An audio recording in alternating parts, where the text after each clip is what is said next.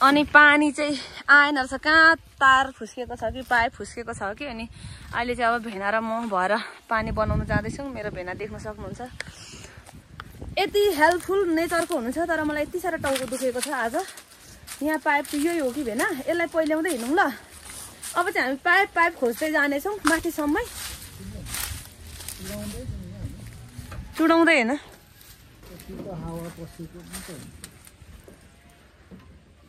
भुस्काउनु सक्नुहुन्न यो त अनि म चाहिँ भेनासँग पानी कहाँ चाहिँ चुटेको रहेछ भन्दै पाइप पहिल्याउँदै आएको त यो होम पाइप भित्र चाहिँ पानी चुटिएछ अनि हामी चाहिँ हेर्नु न होम पाइपदेखि यत्रो पानी बगिरहेछ अनि हाम्रो भेनाले चाहिँ पक्कै यहीँ छ होला चुटेको भन्नुभयो अनि भर त साँच्चै पानी चाहिँ यहीँ चुटिएको रहेछ अनि म जोडेर आउँदाखेरि हुन्छ त होइन भेना खुकुरी त मैले त पर कुन देशमा छोडे त्यस्तो छु ल हेर्नु त भेना पहिला त्यहाँ अनि भेनाले चाहिँ यहाँ अन्दाज गर्नुभयो अनि साँच्चै भरे चाहिँ पानी यहीँ रहेछ अनि यत्रो यो नाली भरेर जान्थ्यो म त त्यत्रो बनाएर आउँदा त भएन होस् भनेर माया मार्नु आँटेको थिएँ तर फेरि होस् बनायौँ भने त यस्तो खडेरीमा पानी नभएको बेलामा भनेर यो हामी चाहिँ बनाऊँ भन्ने सोच्दै फेरि आयौँ अनि आउँदा चाहिँ पानीको पाइप पुग्यो भेना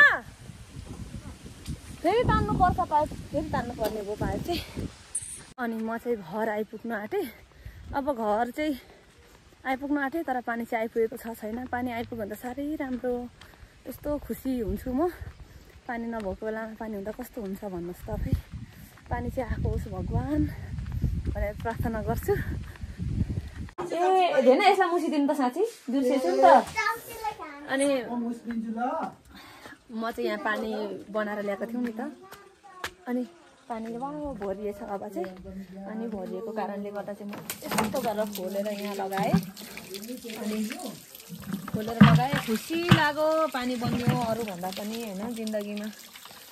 संसारमा पानी नहुँदा चाहिँ कस्तो हुँदो रहेछ पानी नहुँदा चाहिँ कुरै नगरौँ अनि आज चाहिँ मैले कति कुराहरू बोलिनँ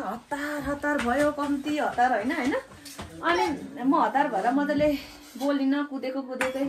गाउँ डुलाएँ कुदेरै तपाईँहरूलाई ल्याएँ अनि यहाँ पनि हतार थियो अनि माइन्ड नगरिदिनु होला अनि तपाईँहरूले चाहिँ मलाई अहिलेसम्म हेरेर साथ दिनुभएकोमा चाहिँ धेरै धेरै धन्यवाद अनि घरमा चाहिँ पानी पनि ल्याएँ बनाएर अनि एकदम खुसी छु तपाईँहरूले मलाई माया सपोर्ट गर्नुभएकोमा होइन अनि आगामी दिनहरूमा पनि योभन्दा राम्रो भिडियो ल्याउनेछु अनि नआत्ती बोल्नेछु त्योभन्दा पनि तर मलाई चाहिँ जहिले हतारै हुन्छ तपाईँहरूले जे भन्नु होइन मलाई यति हतार हुन्छ कुरै नगर्नु अनि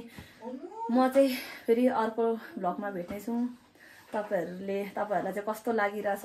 के कस्तो लागिरहेछ प्लिज प्रतिक्रिया दिनु होला कमेन्ट गरिदिनु होला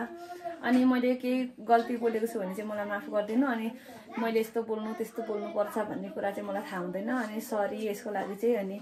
आगामी दिनमा योभन्दा राम्रो भिडियो ल्याउनेछु अनि सजेस्ट गर्दै गर्नु होला भन्ने म तपाईँहरूमा बिदा हुन चाहन्छु हस्त धन्यवाद बाई टेक केयर